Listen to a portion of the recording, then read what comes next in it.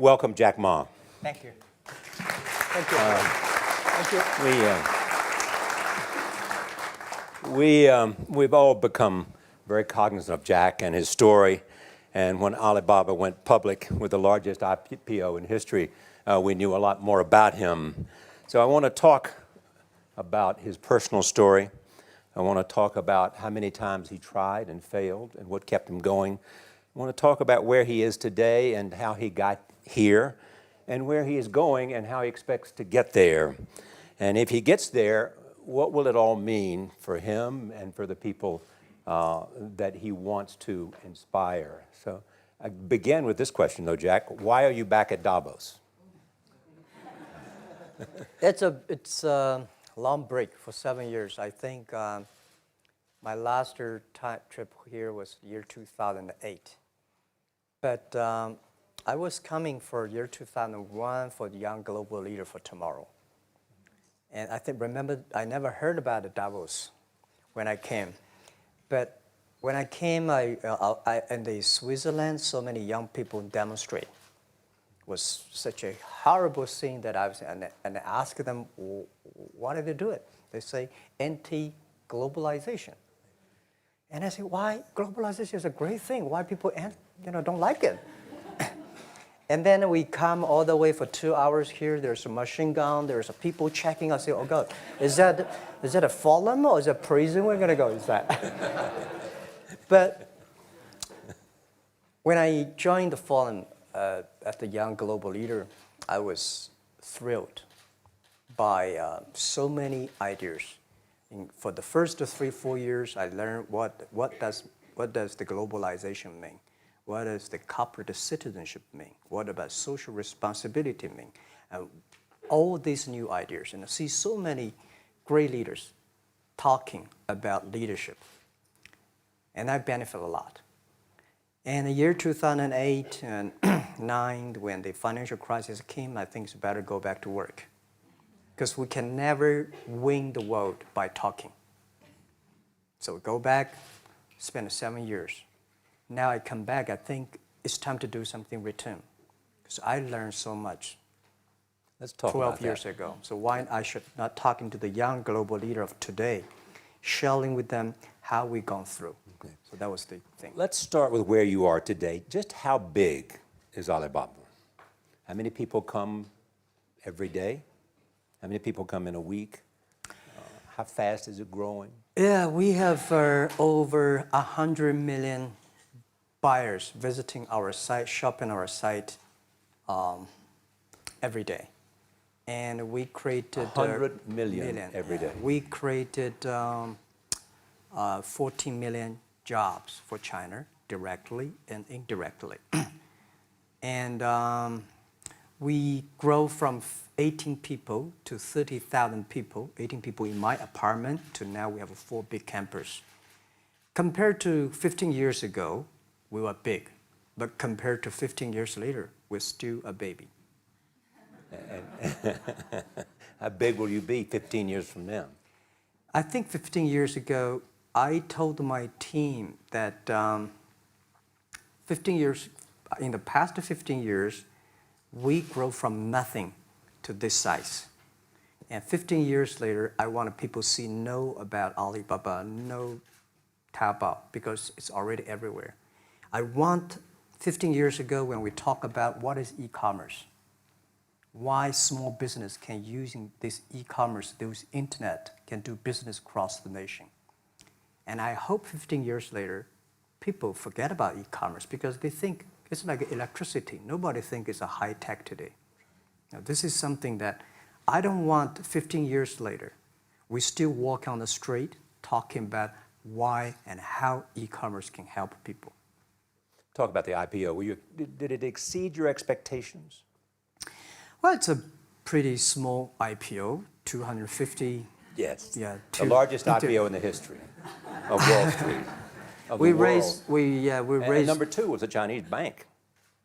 Thank you. I remember year 2001. We went to raise some 5 million, 3 million venture capitalist dollars in the USA, and got rejected.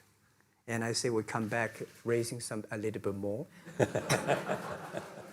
But I think, what we think more about is for $25 billion, how we can spend the money efficiently, because this is not the money, this is the trust from the world, the trust from those people. They want you to do better jobs to help more people. They want to have a good return. So I think gives me more pressure because when our market cap is bigger than IBM, for a certain day we're bigger than Walmart. We're one of the top 10, 15 largest market cap company in the world. I told my team and myself, is that true? We're not that good. Because years ago, people say, Alibaba model is terrible. Does not make money, have this and that, all the big bad things, because Amazon is better, eBay is better, Google is better, and there's no such model like Alibaba in the USA. So I told myself and people, we were better than people thought. But today, when we are that big size, I said, no, we are not that good as people thought. We're just a company 15 years old. Average age is 27, 28 years old, young people. We're doing something that human beings have never tried. So I want to talk about the future. Let me take you back to when you were born in Hangzhou, where the headquarters still are. Yep. And your campus is there. You don't have a loot, don't move your loot. Your headquarters Your roots are there. Yeah, you found it there, loot there. You grew up in the 60s. 64. Born in 64. That was the time of the Cultural Revolution. Yeah, it was the end of the Cultural Revolution. It was, well, my grandfather was a tiny landlord, was considered, after liberation, was considered to be a bad guy. So I know how tough it was when I was a kid.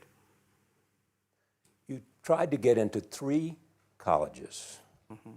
Each time they rejected you. No, I tried. There is an examination that young people, if you want to go to university, you have to take the examinations. So I failed 3 times. Right. But a lot of fail. I failed for funny things that I failed a key primary school test for 2 times. And I failed 3 times for the middle schools. And you will never believe in Hangzhou, my city, there's only 1 middle school that lasts only 1 year. It was changed from primary school to middle school because our graduates of our school, no middle school accept us because we were too bad. Yeah. They would become a middle school. What effect did it have, though, being rejected? Well, I think we have to get used to it. We're not that good. Even today, we still have a lot of people reject us. I think when I graduated from universities, and before I, for 3 years, I tried to fill in the universities. So I applied jobs for 30 times, got rejected. I went for a police, they said, no, you're not good. I went to even the KFC. When KFC came to China, come to my city, 24 people went for the job. 23 people were accepted. I was the only one guy. And we went for police. 5 people, 4 of them accepted. I was the only guy that I received it. So to me, being turned down, rejected. Oh, by the way, I told you that I applied for Harvard for 10 times, rejected. I know I'll be rejected. I just don't want to say that. They're sorry now. 10 times you wrote them and said, I'd like to come to Harvard. Yeah. And then I told myself, someday I should go teach there, baby. I think that can be arranged. Richard Nixon came to Hangzhou. Yeah. And after that, tourists flooded the place. Yeah. And that's how you learned English. Yeah. I really like I don't know why, at 12, 13 years old, that time I suddenly fell in love into the language, the English. And there's no place you can learn English at that time. There's no books, English books. So I went to the Hangzhou Hotel, now called Hangzhou Shangri-La Hotel, because that was the hotel can receive the foreign visitors. So every morning for 9 years, I showed them around as a free guide, and they taught me English. And I think that changed me. Today, I'm 100% made in China. I've never got a one-day train outside China. Yeah. And when people talk to me, say, Jack, how can you speak English like that? Why sometimes you talk like an Western guys? I think that was the 9 years. These Western tourists opened my mind because everything they told me are so different from the things I learned from the schools and from my parents. So now I have a habit.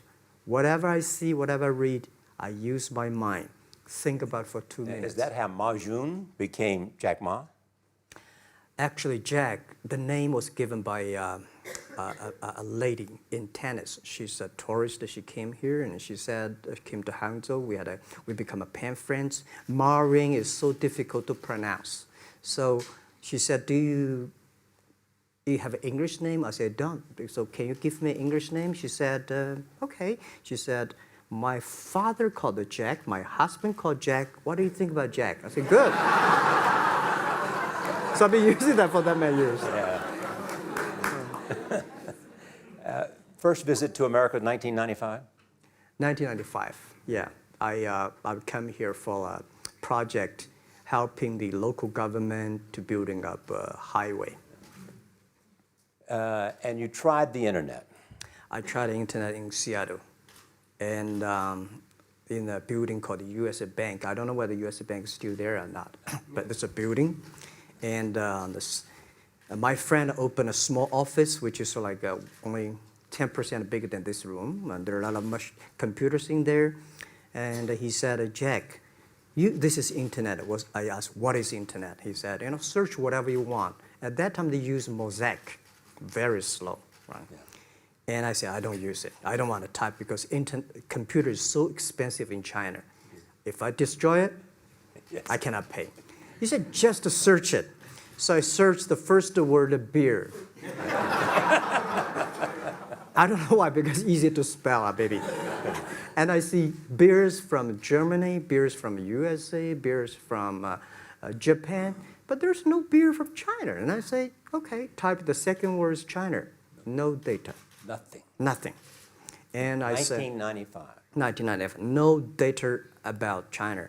So I talked to my friend, why not make something about China? So we made a small, very ugly looking page called China. It's something like I did a translation agency, we listed on there. It was so shocking.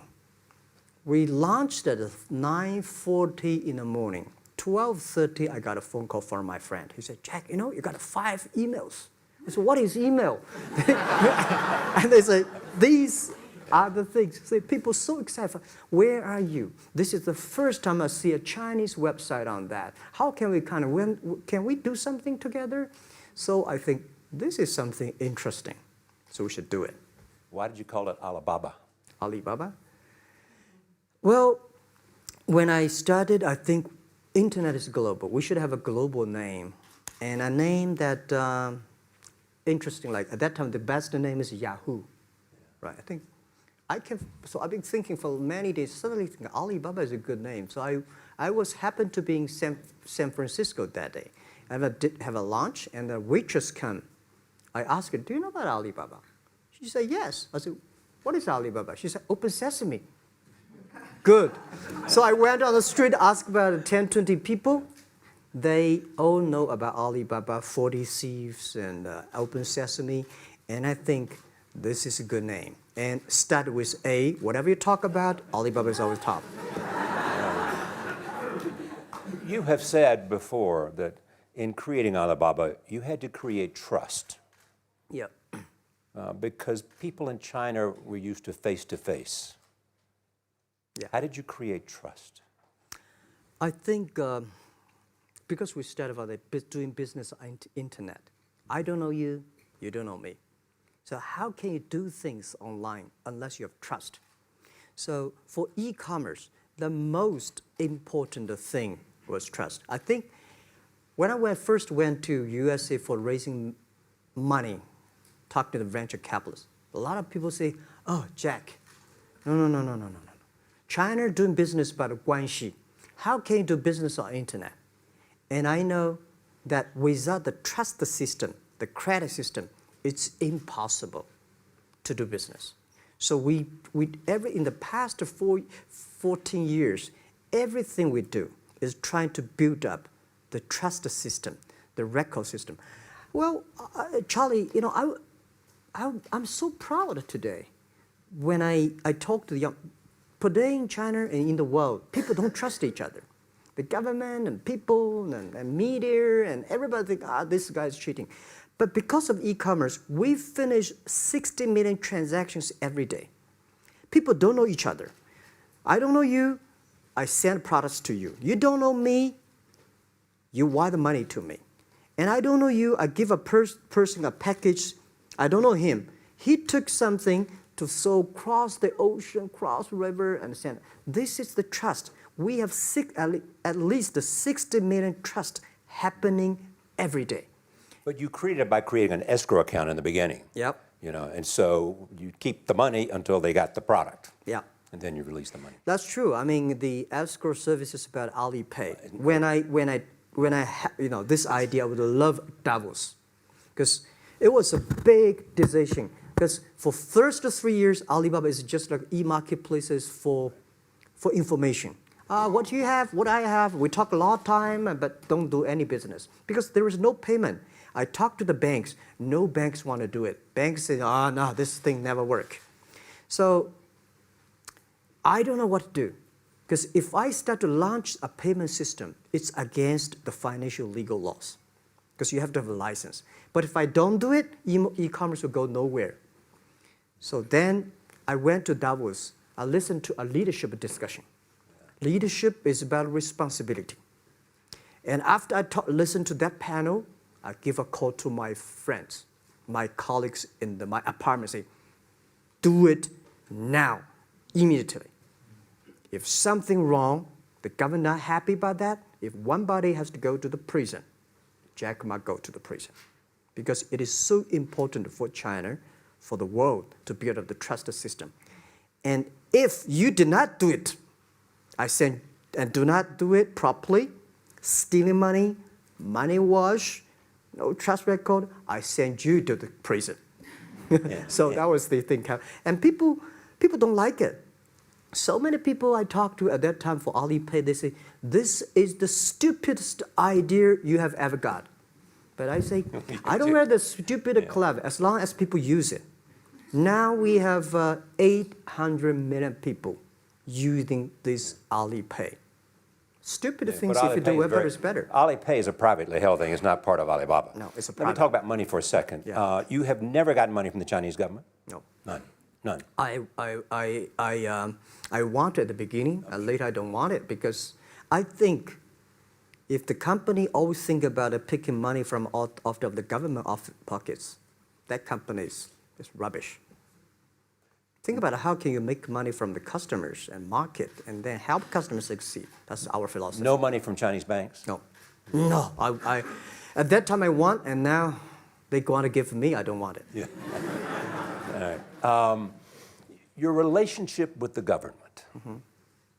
Yeah. What's your relationship? I mean, if they didn't, here's what some say, that you have existed in an environment that's not, they have restricted competition for you.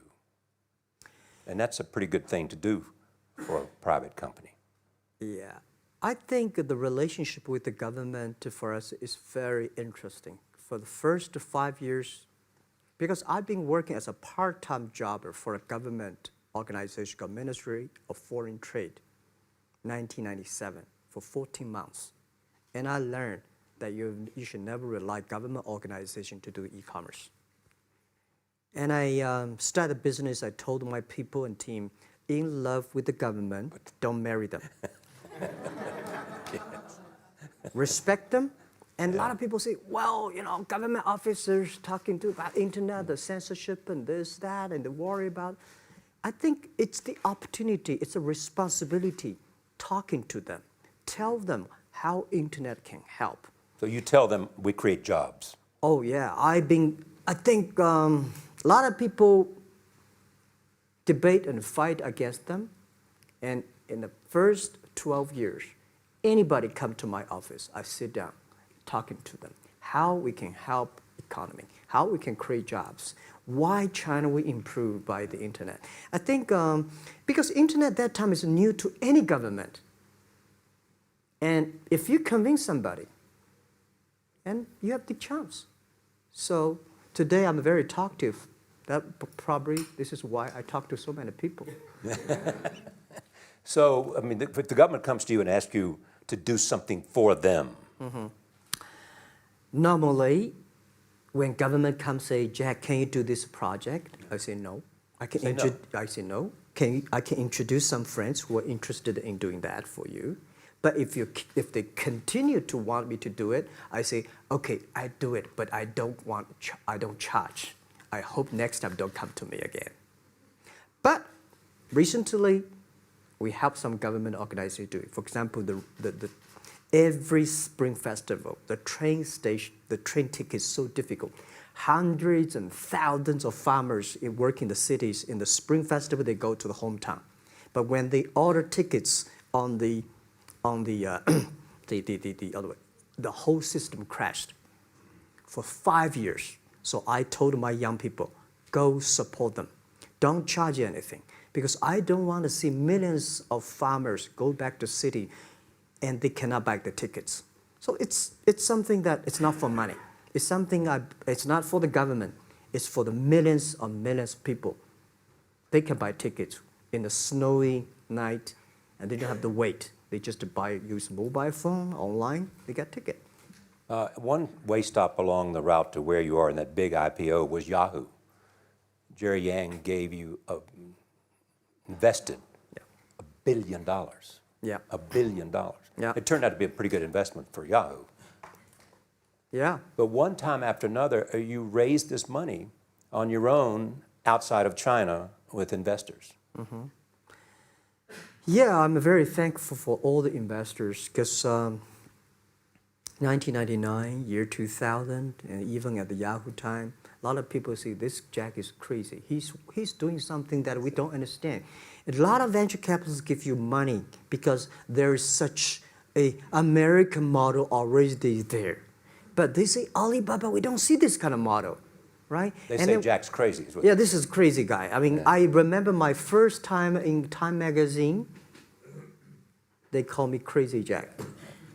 And I think crazy is good. We are crazy, but we're not stupid. We know what we are doing, but if everybody agree with me, if everybody believe our idea is good, we have no chance. So that's the money we raised. We're very thankful. So when our investors make a lot of money, I feel proud and honored. As you know, in the United States, issues have risen about privacy. Yeah. Google and Apple, and questions of whether the government should have access to files. How do you handle that if the Chinese government says you know a lot about people? You have transactional relationships with lots of people. And they say, we want to see your files. Well, so far I don't have this kind of problems from Chinese government. And I told them, any government, if you come here for the national security, anti-terrorist, well, anywhere, anti-terrorist, we work together. It's a criminal, we work. But rest of that, no. I said, we are a business. The data is so precious because we don't know how. Because if we give to anybody, it's going to be a disaster. And also about privacy issues. I think, just like hundreds of years ago, people say, I would rather put money under my pillow rather than put in the banks. But today, banks, they're special. They know how to protect money much better than you do. Privacy issues, all these kind of securities, today, we may not have the solutions. We don't have the answer. But I believe our young people have the solutions. In the next 10, 20 years, there will be breakthrough on that. And I'm fully confident on that. Your life is a testament to the idea that nothing is impossible. That if somebody says no, you say it's just the beginning. Where does that come from? Well, at the beginning, I never thought, I thought when I was young, I said, everything's possible. Now I know not everything's possible. When you have something, you have to think about, you have to consider about the others. You have to consider about the customer, society, your employees, your shareholders, society. There are so many things that I think if you continue to work hard, there's possibility. And I just feel that I'm enthusiastic about what we are doing. At the beginning, for the first 5 years, I just want to survive. And 5 years later, I think... That's 2000, from 98. Yeah. But later, I think, wow, so many people's life changed. I was so excited, you know, for the first 3 years, we made zero revenue. Zero revenue. But we are so excited to continue to work. You know what happened? I remember many times when I go to a restaurant and have dinner, somebody came, when I was trying to pay the bill, the owner of the restaurant came to say, "Sir, your bill is paid by someone."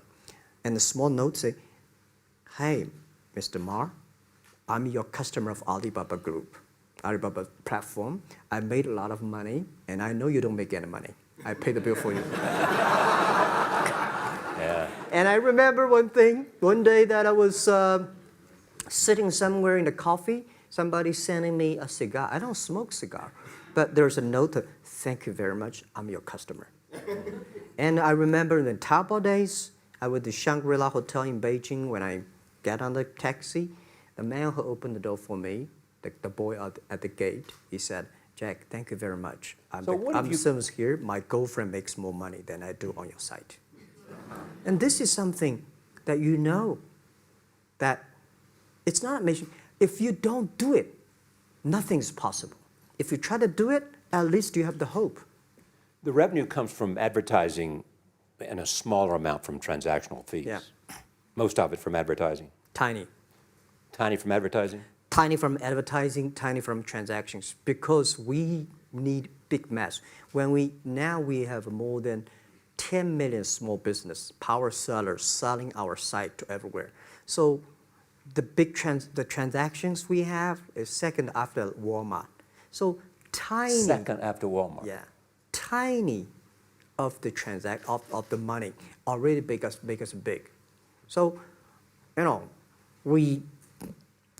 second after Walmart. I remember one of the senior management of Walmart guys came to Hangzhou 5 years ago. He said, "Jack, you know, you do a great job," and blah, blah, blah. So I said, "Maybe in 10 years we'll be bigger than Walmart." He said, "Young man, you have a good hope." So we said, "I make a bet. I think in 10 years we'll be bigger than Walmart on the sales." Because if you want to have 10,000 new customers, you have to build a new warehouse and this, that. For me, 2 servers. What's your market cap versus Walmart today? I don't know, but I don't maybe either. some. It's close. I think so. Maybe we should check later. All right. Yeah. So where are you going? What does Jack want? I think because the name for Alibaba, we are internet company, happen to be in China. We have the same spirit and entrepreneur spirit like every great entrepreneurs in the world. And I remember the day when I started Alibaba, we want to have a mission helping small business doing easier. So next step is today, so many millions of small business using our platform to sell things, and over 300 million consumers buy things from our site. Cheapest, efficient. So what I'm thinking about, how we can make Alibaba a platform for global small business. My vision is that if we can help a Norway small business can sell things to Argentina, and Argentina consumers can buy things online from Switzerland. And we can build up, which I called, I don't know, maybe not right word, called EWTO. The WTO is great, past century. But WTO helps so many big companies to sell things across the nation. Today, internet can help small business sell things across the oceans, across the nations. And I hope that we can serve 2 billion consumers. 2 billion consumers. 2 billion consumers. We can help 10 million small business outside China. Help them. Outside China. Outside China. Because we help the American farmers in Washington State almost 300 tons of cherries to China last year. Cherries. Before we sell, the ambassador of USA came to me and said, Jack, can you help us selling cherries? In China. I said, what cherries and the fruits? He said, why not? I said, why not? Let's try. So that when we start to sell cherries, the cherries still on the trees. So we start a pre-order, 80,000 families order cherries online. So we pick up the cherries and ship into China. Within 48 hours, we sell the cherries. The consumers are so happy. But we got a lot of letters complaint after 3 days. They say, why only 100 tons? Why we should not get more? So we sell, 2 months ago, we helped the Costco. We sold 300 tons of nuts to China. So I'm thinking about if we can sell, we're also selling Alaska seafood to China. So if we can sell seafood, if we can sell the cherries, why we cannot help American and European small business selling things to China consumers? China needs that. So this is what I want to do is that 2 billion consumers, China, Asia, developing nations, how we can let them buy things globally. Alibaba rode with the millions of people that went from poverty to the middle class in China. I mean, you were right there growing as they grew and increased. When you look at the international markets, you're doing well in Russia? Yeah. How well? We do pretty good in Russia, and we do also pretty good in Brazil. In Brazil? Russia, I think now I don't know, we are if not the number 1, we're the number 2 or number 3 largest. E-commerce. E-commerce. I remember last year we had a campaign.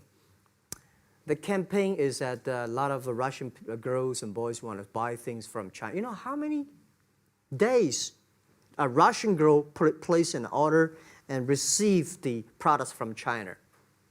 2 years ago, 4 months. Even that, people are so happy about all the thing. And last year, the campaign, within 1 week, we crashed the whole logistics system of Russia. All right. You were also seen in Hollywood. Yeah. What are you doing in Hollywood? Well, I like the Hollywood innovation at the digital background. I learned so much about the Hollywood movies, especially the Forrest Gump.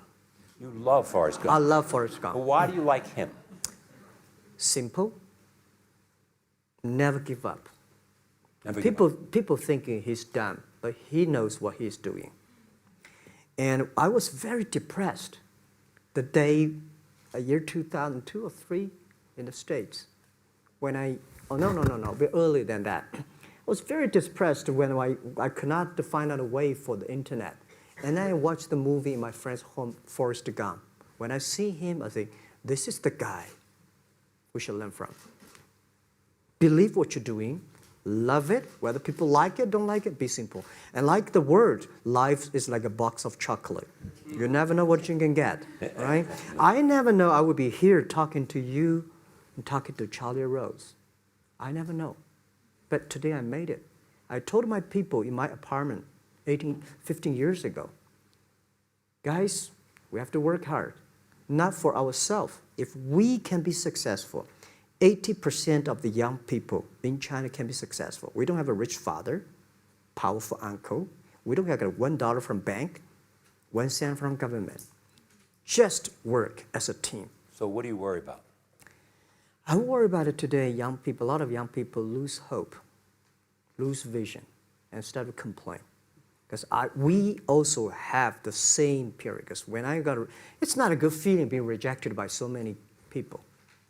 We also depressed, but at least later we find that the world has a lot of opportunity. How you see the world, how you catch the opportunity. So, in the Hollywood gives me a lot of inspiration. You know? But you were out there for business. You were out there because you want to make movies and sell them. I want to make the movie for business-wise. We are e-commerce company. We have a lot of products that need logistic. But movie, TV, these are things you don't need logistic system. And movie probably is the best product that can help Chinese young people to understand. Because one thing I told the Chinese people, my friends, in American movie, all the heroes at the beginning, they look like a bad guy. Terrible things coming, they become a hero. And finally, they all survived. China, if you become hero, all the hero died.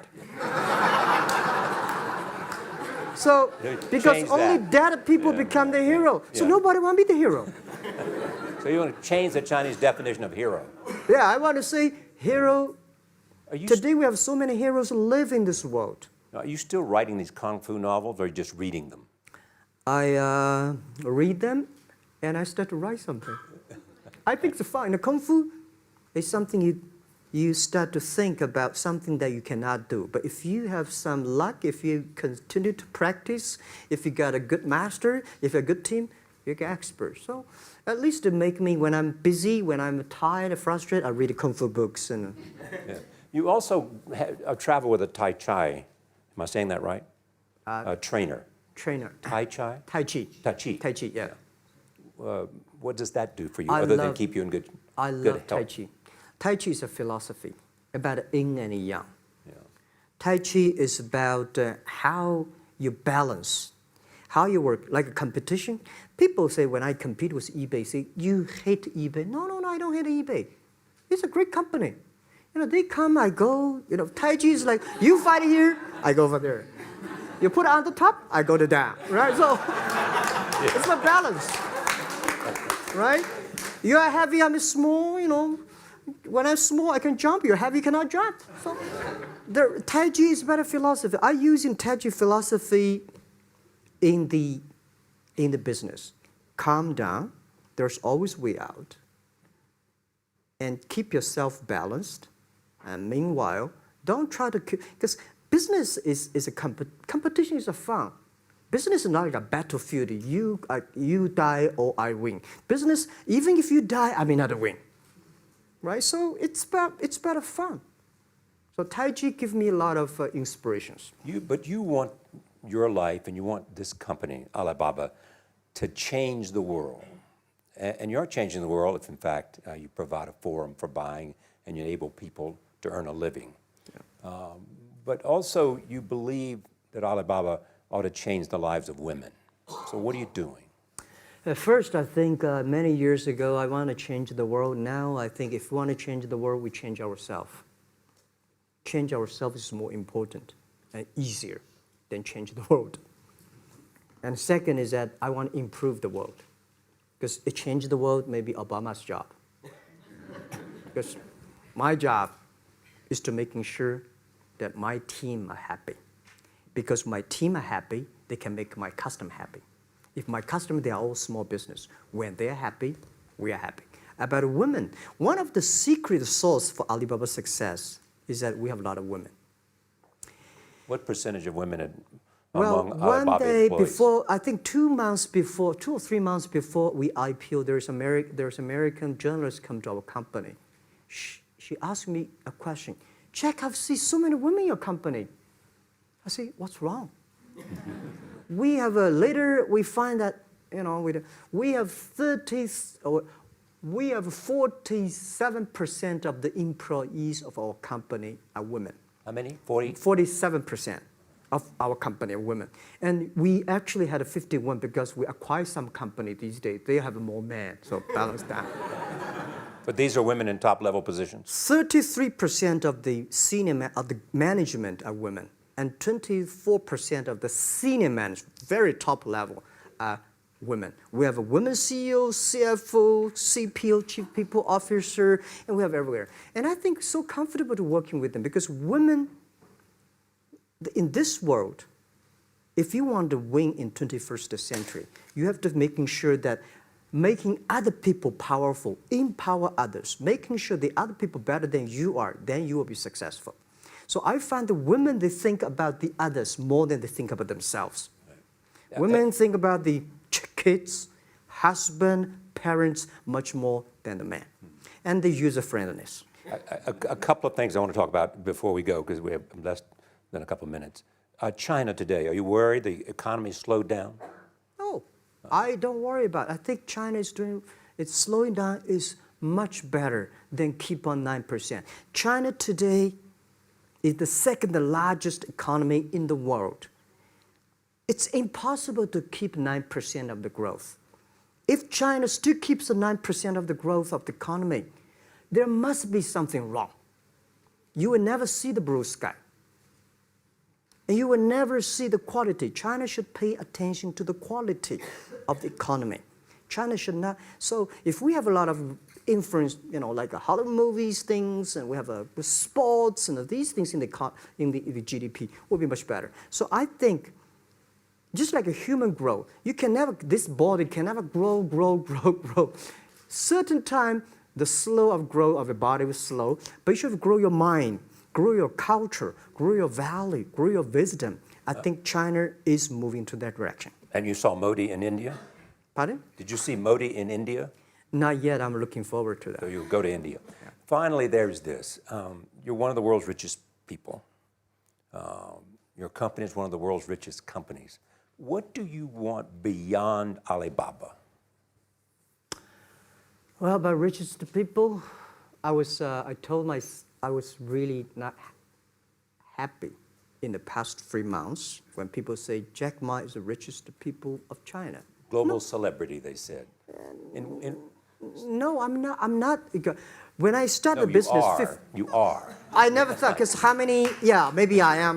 But I think 15 years ago, in my apartment, my wife was at that time one of the 18 founders. I asked her, "Do you want your husband to be a rich person?"